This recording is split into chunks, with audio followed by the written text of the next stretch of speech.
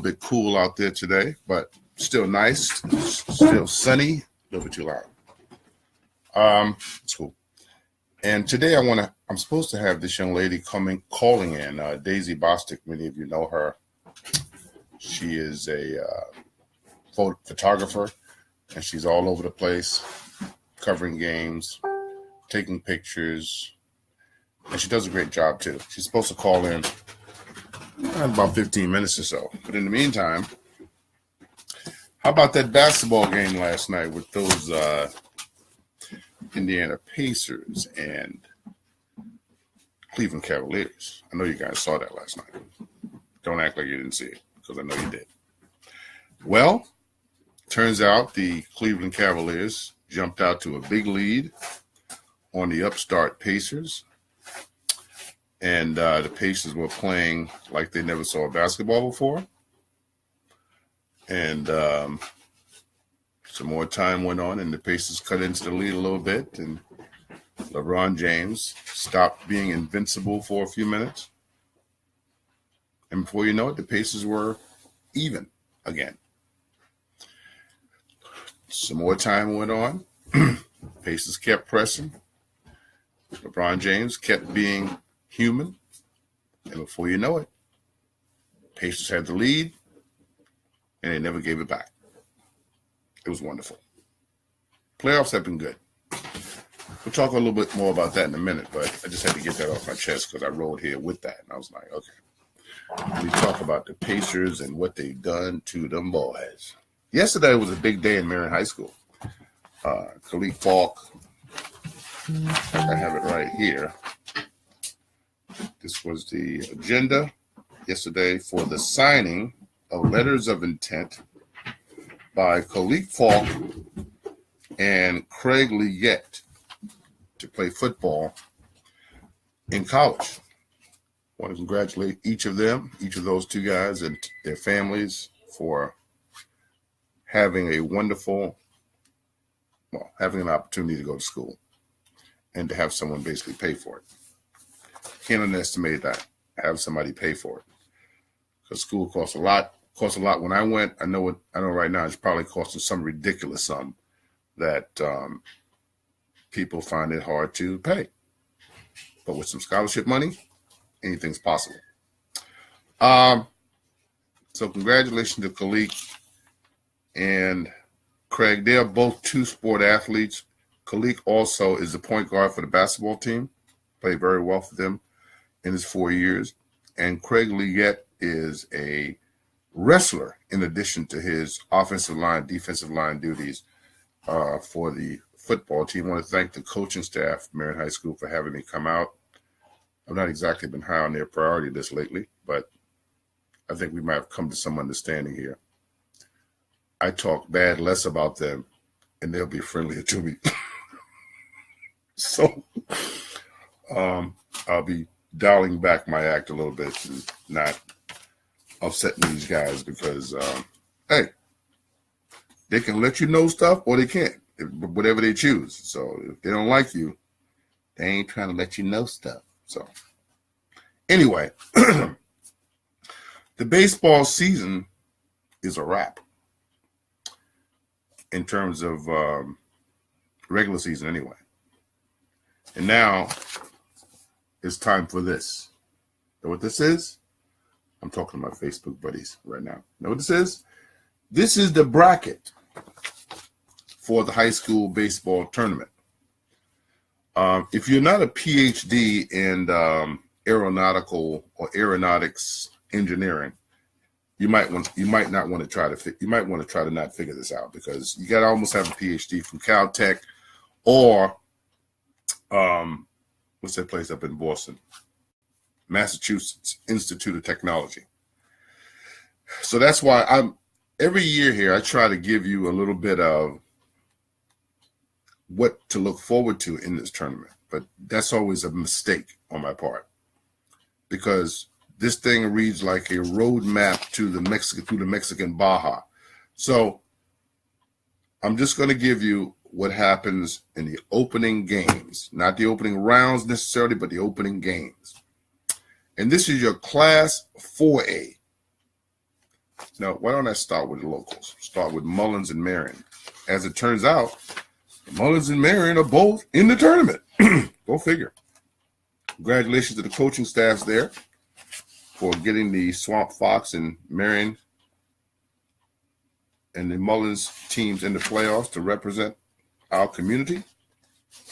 So, good job to those guys. First of all, in District 5 will pit Barnwell versus Mullins. That game will be played on Tuesday the 24th at Barnwell. And on that same afternoon, Marion will travel to some place called Phillips Simmons. I've never heard of Phillips Simmons before. Have you? And if they either win or lose, they fall to the losers bracket and they play again. If they lose, they play in the losers bracket. If they win, then they move on to the next round, to the next game, which would be in the winners bracket, and they will play against each other then. If they were to win that game from the winners bracket, they will play whoever's in the losers bracket, and then they will move on to Monday, April 30th for a District 5 championship, I'm thinking. On the other side of the bracket, District 4, Latta, who's been, I think they won a state championship last year. They're back and they're still hot. And they will host a game against Silver Bluff. Woodland will play Calhoun County. And the winners will take on each other there. And the losers will take on each other in the losers bracket. So good so far? District 7, Academic Magnet versus Beaufort. And Andrews versus Batesburg Leesville. The winners moving on to the winners bracket there, and the losers will compete in the in the losers bracket.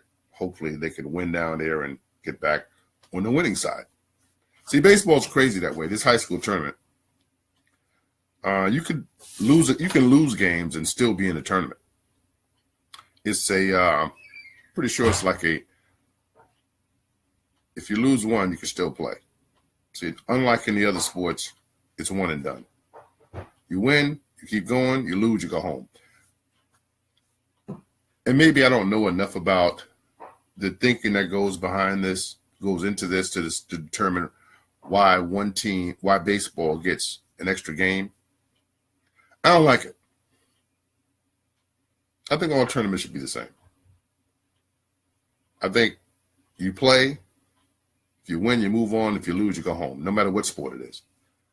But I guess, the tradition here in baseball says no, sir.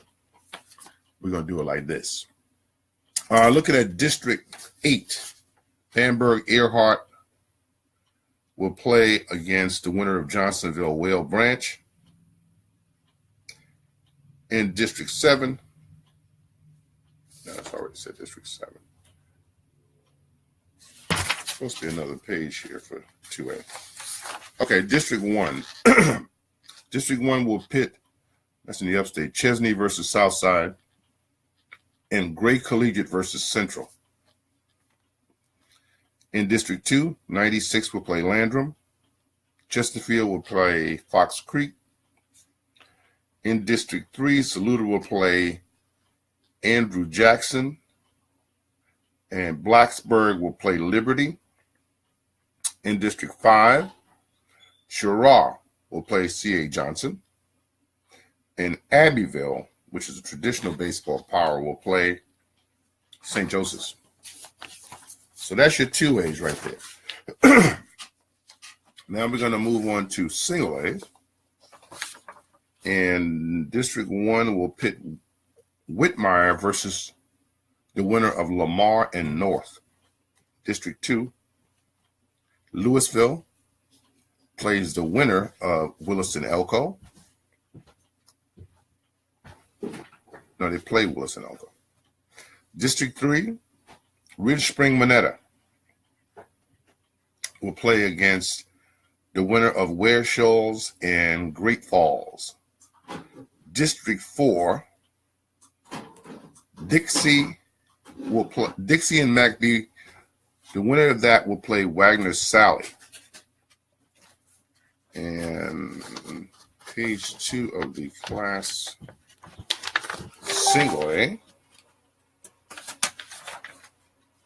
Here we go. District 5. Military Magnet plays, looks like Hannah Pamplico. East Clarendon. See, this is all crazy. I'm not even going to go into this today because this single A thing is just totally even crazier than the other ones. So instead of confusing you and confusing myself, I'll just leave that one alone. 4A, District 1. Wren will play. Nah, we're not going to do this today. Oh, boy. Well, anyway, best I can say about baseball this year that the Swamp Foxes and Mullins are still in it. And Naeem, you've been keeping secrets. I hadn't seen any baseball this year. Now, unless Marion and Mullins play home, I probably won't see any. But I think that it's been a pretty decent sports season for the county.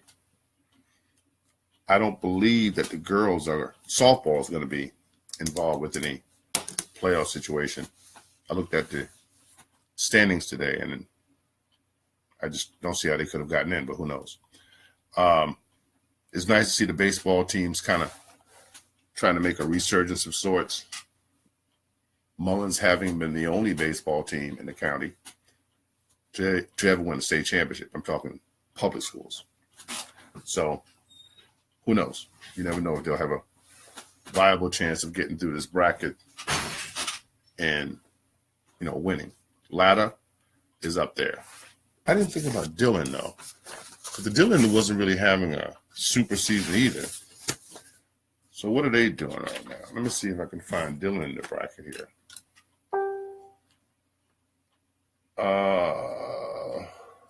And I think they should be in it because usually they're always in it. But I don't see them now. Dillon. Nope, I don't see him. See Bluffton. Nope, no Dillon. Okay. A lot of these kids, I was talking with Lance Gurley the other day. And right now, today, they're up in Washington, D.C. for this big tournament. Spoke to my buddy Jimmy Howard. He told me his little girl is playing up in Charlotte for a big showdown up there. So there's AAU basketball everywhere. All over the countryside. Kids are playing a lot of basketball these days. It's great for them. The travel experience is wonderful. The kids are going to learn a lot. They're going to be better at basketball because they're playing more and they're playing against better competition. It's very competitive out there these days. Everybody's scrapping, everybody's scraping to get looked upon in a positive way where it could help them down the road if they're going to be recruited. There's several different outfits around here that's making it happen. Mike McCray over in Dillon is with Big Shots.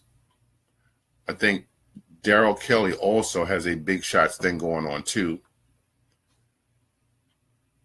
Sean over here in Mullins is basically running the Mark Gerald legacy thing with the AAU.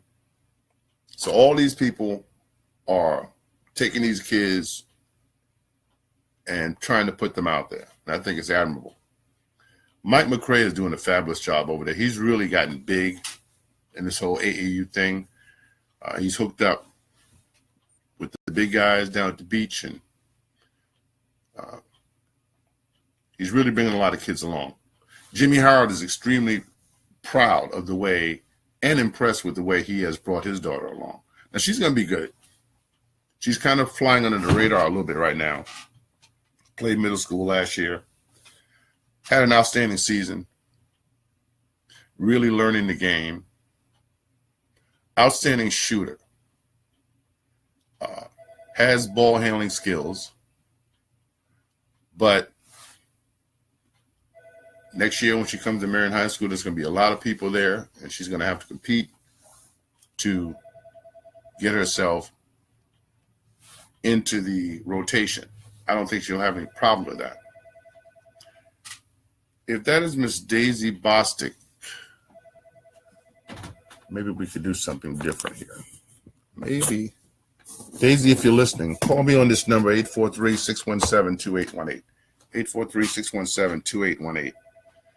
Because the people who press the buttons now are not here. And you don't want me pressing the button because I can only press them bad. But like I was saying, Lance and them up in Washington, D.C. I think DJ Kelly and them up there as well. Drax got some people up in Charlotte. And all you have to do is look around. You'll see that there's a lot of sites that kids are playing basketball right now. I think it's awesome. But back to the pro game. The playoffs have been good. They've not been great. There have been some surprises. I think there will continue to be some. I don't know how many people are really surprised with what's happening with the Cavaliers right now, except LeBron James fans, of course, because, of course, LeBron James is the end-all and be-all to them. He may be the end-all, but he's definitely not the be-all. So now that they find themselves down 2-1, people are a little bit nervous, as they should be, because Indiana did beat them 3 out of 4 this year.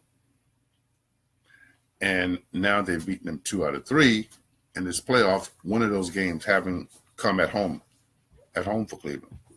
So who knows? I wouldn't be shocked if they won the series, but is he out there? Not yet. Oh boy. I wouldn't be surprised if they won the series, but I also wouldn't be surprised if they didn't win, because LeBron is a great player, and they're going to have to come into this thing on Sunday, and they better be ready, because this guy's going to throw the kitchen sink out. It's going to be a problem. As far as the other series go, the Warriors are rolling along, but they're still. Mm-hmm. That's her. Okay.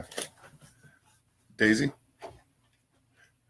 Listen, could you call me at 843-617-2818? 843-617-2818. That's my cell phone. All right, bye. I'm always getting myself into some mess. Now, this thing don't work. Daisy's going to be mad at me. But the Warriors are looking okay, but they had another injury. Okay, here we go. Is Daisy, are you there? Yeah. Okay. You're going to have to talk as loud as you can without screaming, but I have Miss Daisy Bostic on the phone right now. How are you doing? I'm fine. How are you? I'm doing good. Daisy, why don't you give us an idea? For those of you that don't know Daisy, she's a photographer, and she goes around to different schools taking pictures. Turn it up a little bit more. And but I want to introduce you to her, and I want her to kind of tell us, how does she get involved with what she's doing? Why don't you tell us what you've been doing, Daisy, and how you got involved with it? Basically, what I've been doing is for the last 9 to 10 years, just taking schedules, making them into one master schedule, trying my best to get as many teams as possible in a season. And I'll just pop up at a game, take photos, watermark them, put them on Facebook, and let the parents, coaches, kids, and now the referees are requesting photos as well, but allow them to go and get them. So I'm trying to provide the kids today, or for the last 10 years and the future, something that I didn't have, which is photos of me in action. Wow. Daisy, you said you were going to be all shy on this. You don't sound shy to me. It's not that I'm shy. I just don't like talking about myself. You don't?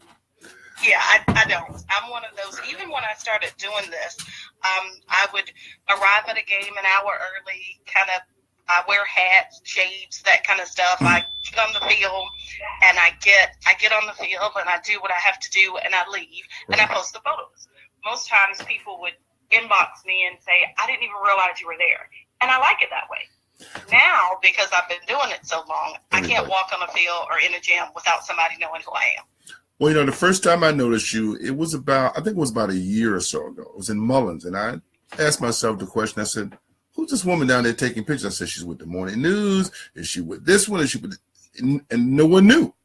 So then as time went on, I started asking around, and I saw you at some games, and then you and I talked, and that's when I realized that you were basically walking alone doing this thing. I think it was awesome. Yes. Tell me about your sports career, because you're an athlete too. Your husband was an athlete. Didn't your husband play for USC or something like that? He did. He played 2 years there under Coach Eddie Folkler. Right. Go ahead. Well, basically, I played at South Florence High School, JV through varsity, 7th through 12th grade. In my opinion, it wasn't too good. But my coach in 9th grade year saw something in me that I obviously didn't see myself. And to this day, I tell people she fussed at me. It was like, you have to shoot the ball. I wouldn't shoot the ball. Everybody on my team, I'm a freshman starting on a varsity team in 9th grade, obviously. I didn't feel like I should be shooting. There were so many seniors, juniors, and sophomores who I felt like had paid their dues, and my job was to do everything that no one else wanted to do. Right. So I focused on rebounding and defense, stealing the ball. Okay. So I actually led our team most of the years, and I think 2 years in college, I led our team in steals and rebound. Okay. Same thing in college. Didn't want to shoot the ball because everybody wanted to shoot. Right. So I just wanted to do the dirty work, what other people wouldn't do. Right. And it paid off for me. Where did you go to college? I played on scholarship at Francis Marion University. Did you? Yep, I did. Same thing. As a freshman at Francis Marion, here I am starting almost every game, which is why I did want to shoot, because, again, I had juniors and seniors and sophomores who I felt had paid their dues, and I should do the other stuff.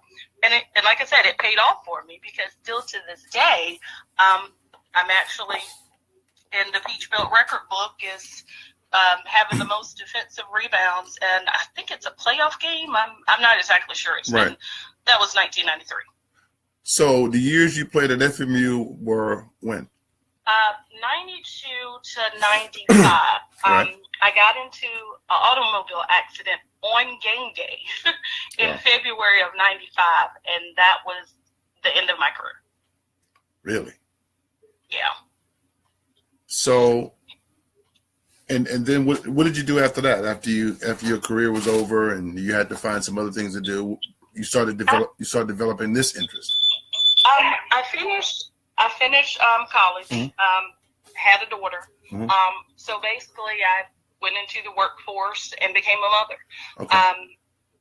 That was wonderful. Mm-hmm. Then all of a sudden, someone asked me about coming aboard the Florence Youth Basketball League as a board member. Okay. And I did. That was maybe 9 or 10 years ago. I'm not exactly sure. So I did. And I was looking for a way to get more parents and people involved to get information out. And one day I picked up, which now I know was a crappy camera, but at that time it was great. Right. I picked up my camera and I started taking pictures of the kids at the games and doing a little video clips of the championship games, and I posted it on Facebook. Right. And people started going to that page. I guess that's when Facebook was big or first started, right. And people started going to it. So that's how I got into the Little League. Right.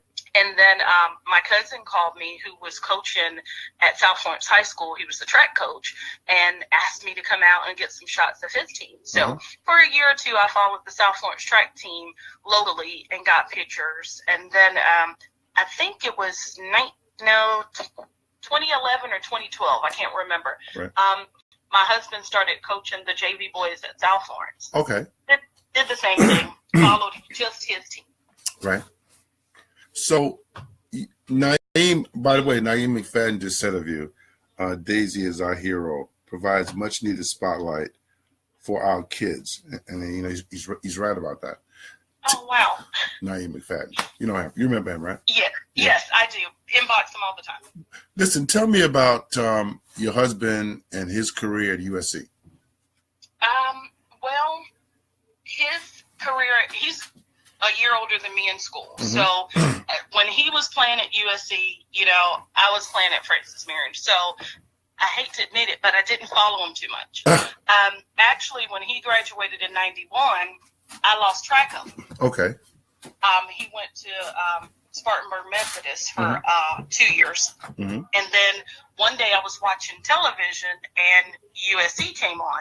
Right. And I heard his name and it was like, what? And so, lost track of him in 91, found him in 93, playing ball on TV.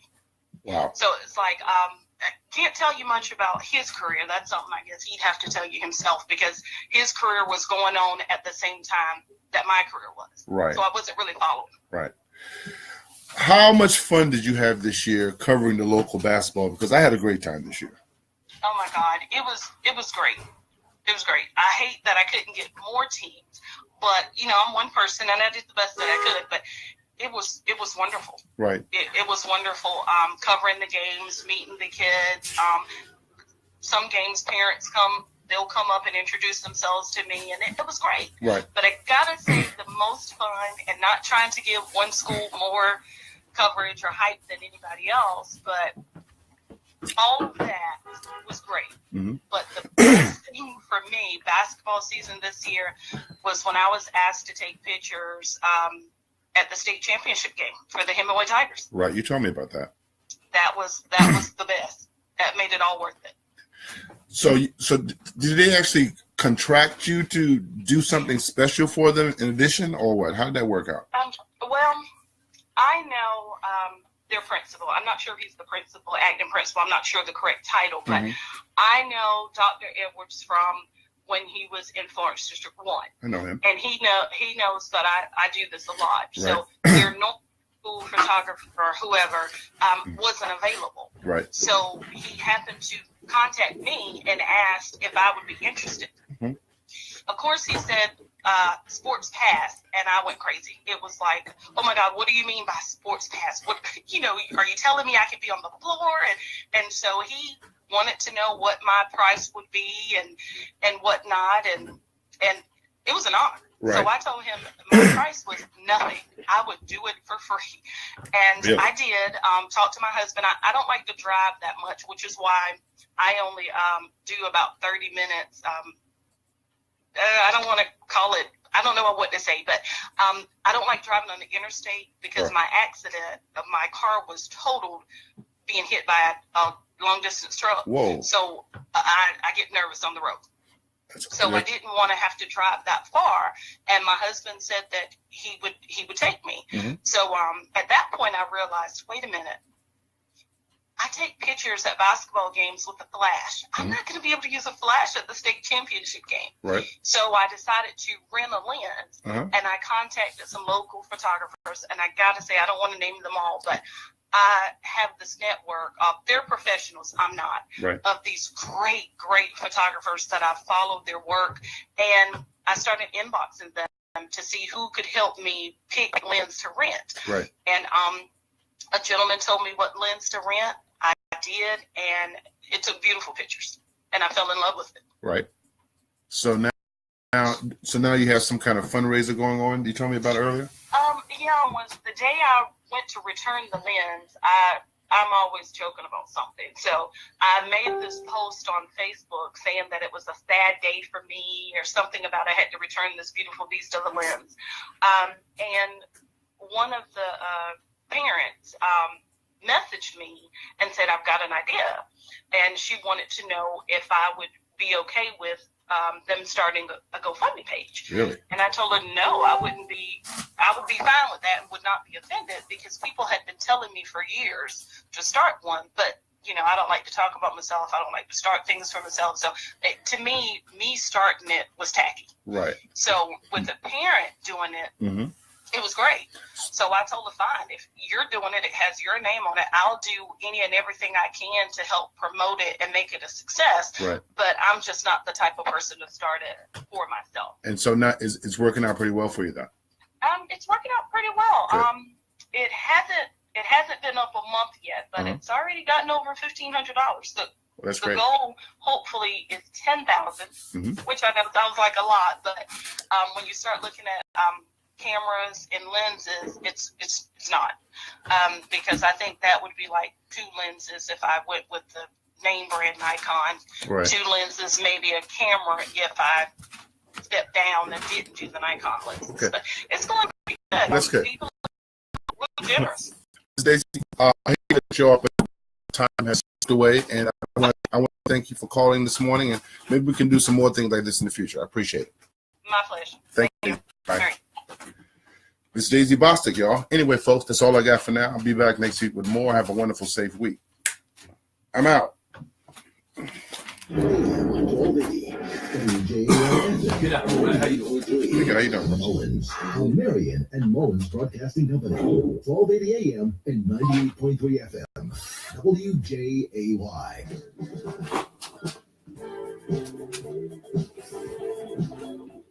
God is a spirit, and they that worship him must worship him in spirit and in truth.